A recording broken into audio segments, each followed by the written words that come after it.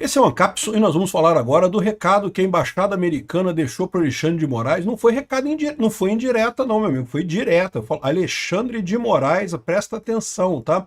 Vamos continuar perseguindo a responsabilização sua pela supressão da liberdade de expressão e pela perseguição a Bolsonaro aqui no Brasil. Esse recado foi dado hoje, no momento que o Alexandre de Moraes está fazendo o voto dele lá no STF, né? Tá aqui, a Folha de São Paulo colocou isso aqui, a Embaixada dos Estados Unidos reposta crítica a Moraes enquanto o ministro vota no julgamento. O Globo também todo chateado aqui, ó. Embaixada do Zeu promete novas sanções contra Moraes em meio ao julgamento de Bolsonaro no STF. É o que vai acontecer. Vamos entender esse caso aqui. Essa notícia foi sugerida por representante do Xvideos no Brasil, fui no banheiro do STF soltar um Barroso e várias outras pessoas. Obrigado aí ao pessoal que sugeriu notícias lá no nosso site, no visãolibertaria.com. E obrigado a você que está assistindo o nosso vídeo. Se você gosta do nosso conteúdo, por favor, deixe o seu like, se inscreva aqui no canal, né?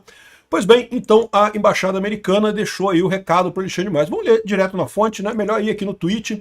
E bom, na verdade, o recado foi dado pelo Darren Beatty, que é tem chefe da diplomacia lá dos Estados Unidos, né? Então ele deixou o recado aqui em inglês. O que a Embaixada Brasileira, a Embaixada dos Estados Unidos aqui no Brasil fez foi, na verdade, só traduzir o recado que o chefe da diplomacia americana deu lá nos Estados Unidos, né? Dia 7 de setembro marcou o 203º dia da independência do Brasil. Foi um lembrete do nosso compromisso de apoiar o povo brasileiro que busca preservar os valores da liberdade e justiça. Para o ministro Alexandre de Moraes e os indivíduos cujos abusos de autoridade têm minado essas liberdades fundamentais, continuaremos a tomar as medidas cabíveis.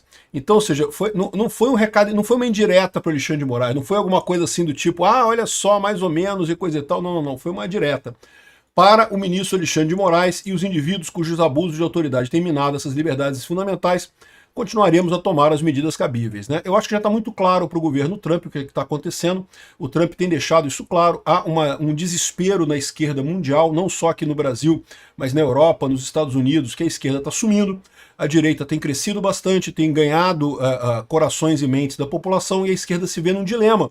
Ela não consegue mais ganhar a eleição. Como é que vai fazer agora, né? Eles viveram, se construíram com a ideia de um Estado grande que controla todo mundo, e agora não conseguem mais ganhar no voto, né? E daí, lá nos Estados Unidos, eles tentaram a mesma coisa, tentaram responsabilizar o Trump, prender o Trump, não sei o que lá, mas lá nos Estados Unidos a justiça ainda é justiça, né?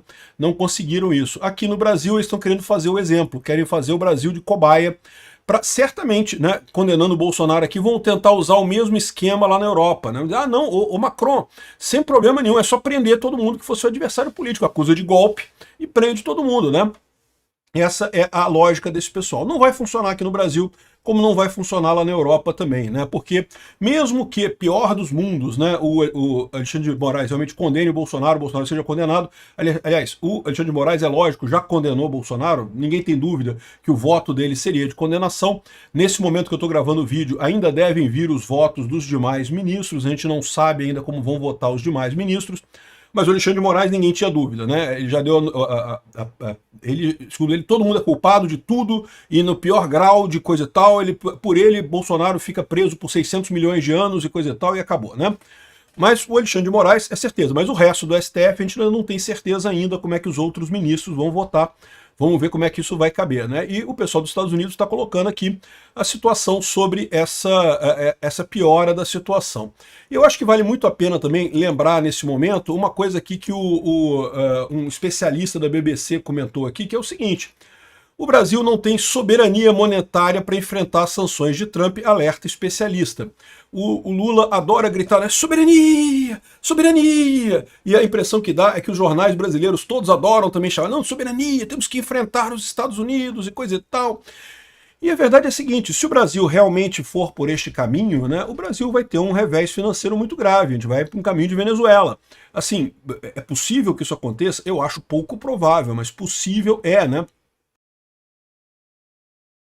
E o que ele coloca aqui justamente é que não tem como esconder, como tampar o sol com a peneira. Por mais que o Trump, que você pode considerar que o Trump está exagerando, que o Trump botando o Alexandre de Moraes na Lei Magnitsky, que é um absurdo, porque Bolsonaro é culpado mesmo, você pode até ter uma opinião diferente.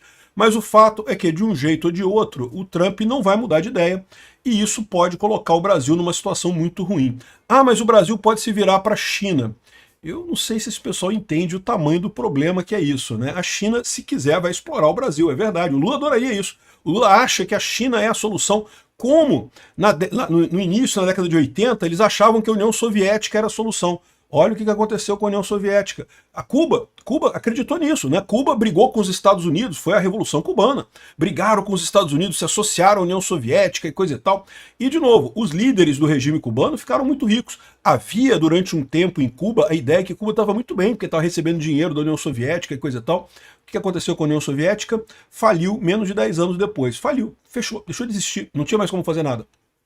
E isso é o caminho do Brasil apostando na China. Num primeiro momento, maravilha, não, ignoramos os Estados Unidos, brigamos com os Estados Unidos, vamos agora nos apegar à China e coisa e tal. Olha como é que está a economia chinesa. A economia chinesa não está bem. Nenhuma economia prospera em regime autoritário comunista. Não tem como prosperar. Os autoritários acreditam que a ordem central, que um comandante dando ordem, é mais eficiente do que deixar o mercado se reorganizar. E isso não é verdade. O mercado se organiza muito melhor do que qualquer pessoa mandando. Mesmo que essa pessoa fosse bem intencionada, tá? Não estou dizendo que são.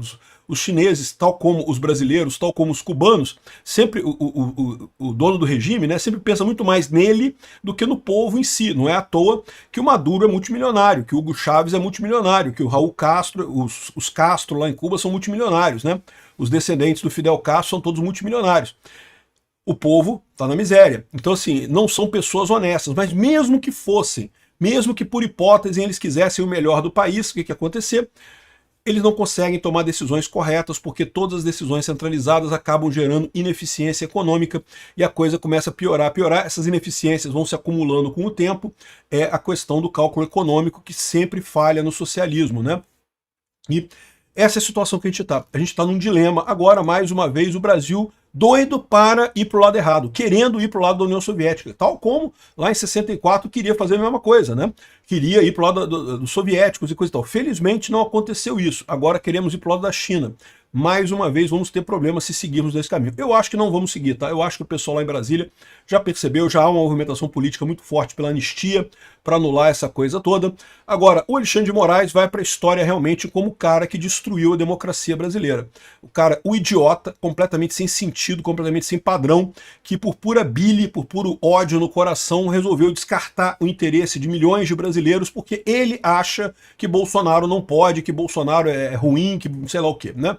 O Alexandre de Moraes está aí chateado, está achando que está conseguindo a vingança dele contra Bolsonaro. Vocês lembram que quando Bolsonaro era presidente, muito mais poderoso que o Alexandre de Moraes, Bolsonaro brigou com o Alexandre de Moraes, é verdade, criticou ele várias vezes, mas em momento algum fez nada contra o Alexandre de Moraes. Agora que Bolsonaro não tem mais poder e o Alexandre de Moraes tem, ele está se vingando do Bolsonaro. Ah, você me xingou? Você falou que eu era ruim, que eu era feio? Agora eu vou te destruir agora. O erro do Alexandre de Moraes é achar que esse jogo acabou. Não acabou não, pode ser que ele consiga destruir Bolsonaro, é verdade, pode ser que ele prenda Bolsonaro. Esse jogo não acabou não, esse jogo está longe de acabar, não chegamos nem no meio do primeiro tempo ainda, início do primeiro tempo ainda. Esse jogo ainda vai muito longe, Alexandre de Moraes. E você vai perder no final. Vai perder porque todo ditador de merda perde.